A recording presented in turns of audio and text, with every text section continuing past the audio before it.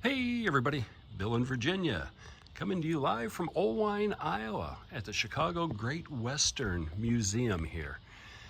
Those of you that are railroad buffs know that the Chicago Great Western had a massive shop set up in the Oelwein area.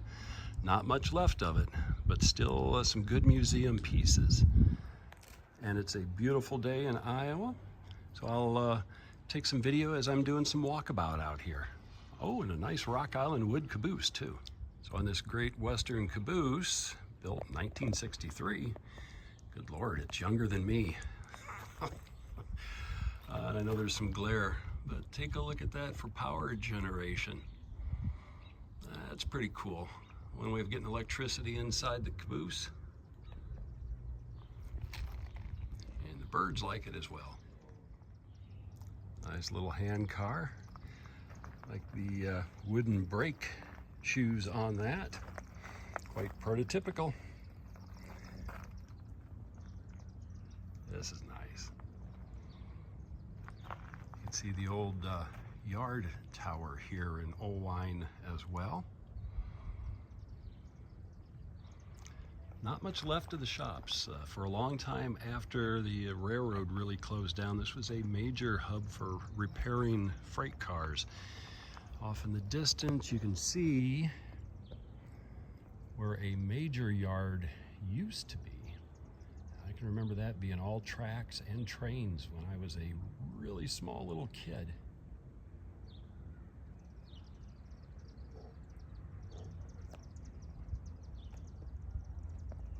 Nice.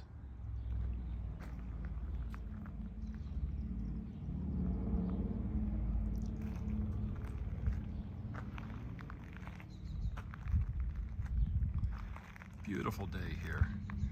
Not bad for a early part of July. Really like that wooden caboose. That is cool. Looks like built 1914, rebuilt 1991. That's just awesome. So inside the Chicago Great Western caboose, there's actually more space in here than you think from the outside. Coming in over here, a little sink, nice little stove, probably for coal. For water, the fuses and torpedoes. Yep, I was right. I was guessing that was a turlet.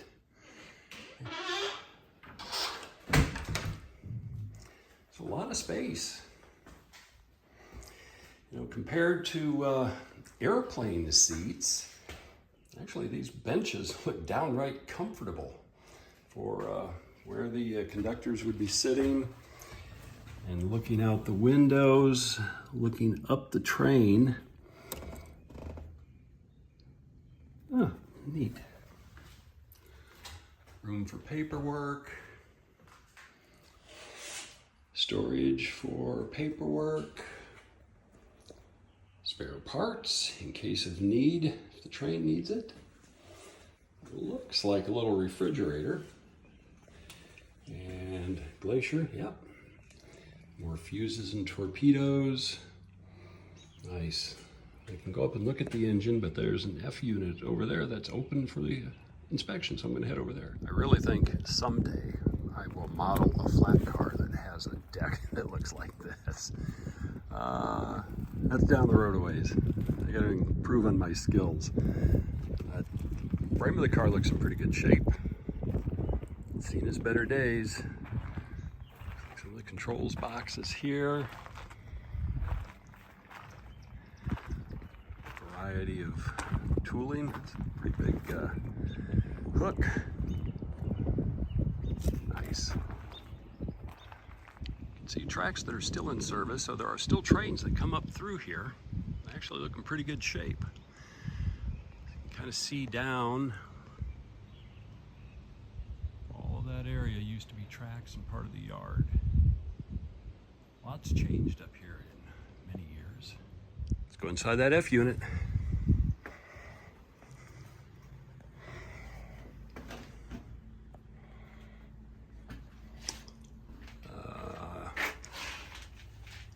I tell you, you're in Iowa, you need that.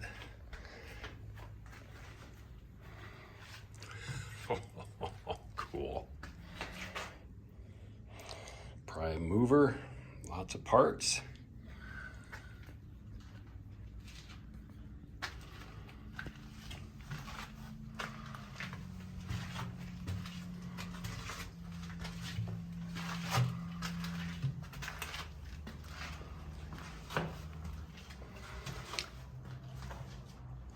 Nice and hot in here. Actually, more open space than I would have thought.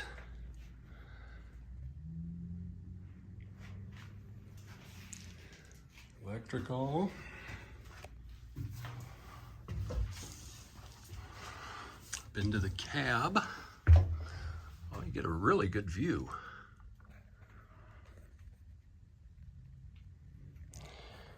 Seats. Engineer's position. While to the casual observer, doesn't look too complicated, but I am certain that if you're pulling huge loads that these would have, it's not that easy. You really got to know what you're doing. You can see the track out in front here. I am going to have to drive to see if there's anything left of the old buildings. I don't think any of the shop stuff is still here. I will do a little exploration. This is so cool. And then kind of look down at the nose. It's down on the nose. Storage, lights. Guess I didn't know that the nose would have had space like that. Oh, interesting. Oh, this is fun. All right, well, it's like 1,000,000 degrees in here on a hot day. And I'm gonna go back in, take some video inside the museum.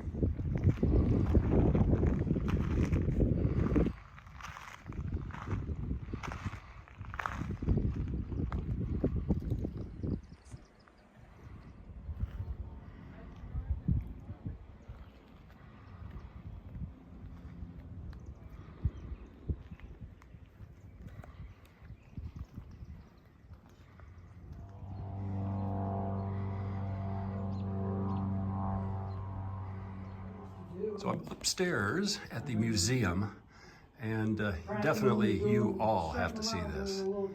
Look at these trains made out of cut walnuts. That is beautiful work. Look at that. And this is on display if you come here.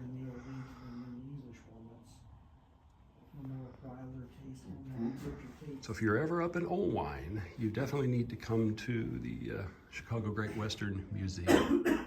They're open on the weekends. And these were all made by an individual named George Oelwein. And there he is. Say hi, George. Hi there.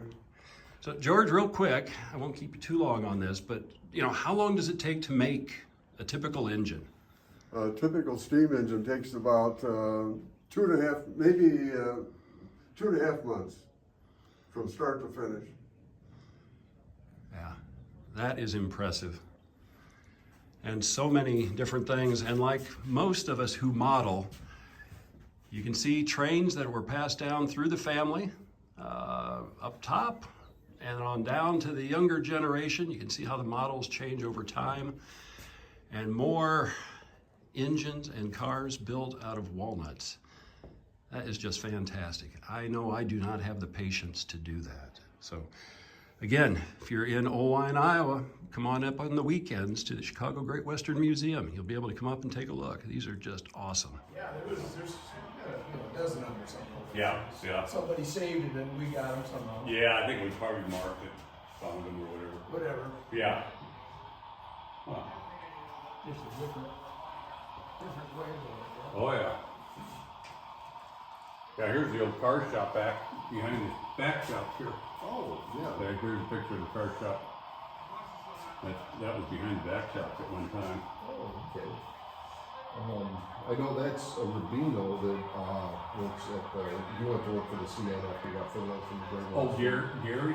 I believe so. Well, no, that was Joe. Joe Rubino was my boss. Yep. And He worked at the back shop for Great Western. Yeah, I think it was Great Western, yeah, because they took over in '68. Yeah. He was down here during the tour. I don't know. I worked for the Iowa Northern too, so. Oh, you do? Okay. I think I already see you up there walking up to the Williams Center. Did you Yeah, walk? I do, yeah. Okay. I always wondered, I didn't know if you worked third shift or what, you were up there Yeah. in the mornings. Yeah. Yeah. So that's your shop out there too? Then? Yeah, yeah. I see that. Yeah. Yeah. I mean, you probably know guys like Rick Spence or. Oh, yeah, yeah, yeah. Yeah. He worked for us. Oh, yeah, Rick worked for you, and, I'm trying to think who else was over there. Kevin Kaufman was over there for a while. Ronnie Bowers, do you Yeah, remember Ronnie yeah. Bowers? He's an engineer. Yeah, I know him. Mhm. Yeah. So you're coming up through there. Yeah, it's, we run us irregular hours. Oh, yeah. Yeah, Sundays normally. I know Sundays every day. Every week. What's your name? And Ray. Ed Ray. Chris Flynn. Okay. Yeah. I guess I didn't recognize you with the sun. Oh, yeah, I know yeah. who we are now. Yeah. Yeah, and it's like, yeah, because I asked Deb who we were one time, and it's Mhm. like, because I used to see you wearing CN stuff. And Oh, yeah, it is. So it's like, yeah, I don't know. Yeah, I was up there and it's pretty hot. I'm just at the point where I'm just ready to Oh, you've screw it, you know. Mhm. It's just not fun anymore, and Yeah. so. I'm 30, what did I end up, I'm almost 36, 35 years of my months, what I had when I got out of there. Long enough, and I was laid off for 3 years that time, so. Yeah, it was just hard, you know, I wanted to work for the railroad, it was just hard to get a job back in the 80s because they had so many people. It was impossible, I was laid off, that's the 3 in '84, on the rail game the first year, and the tie game the second year. And then '86 I got on over here on the, well, it was Chicago Central, yeah. Okay. And then the IC, then the CM, so. Yeah, Jesse, me, and Jimmy Bond, there were a couple guys here from Oelwein, did a good job over there. Gary Angle. I don't know if you know him. I've heard of it.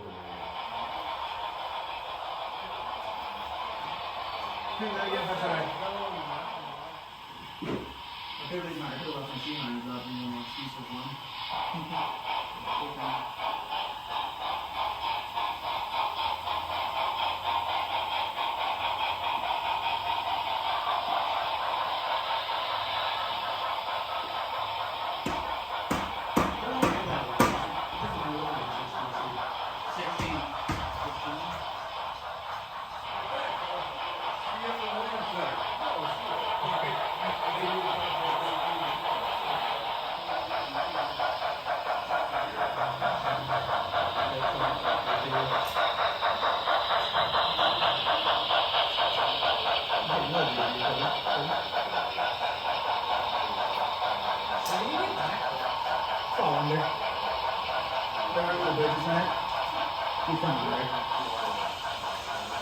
Just calling the game.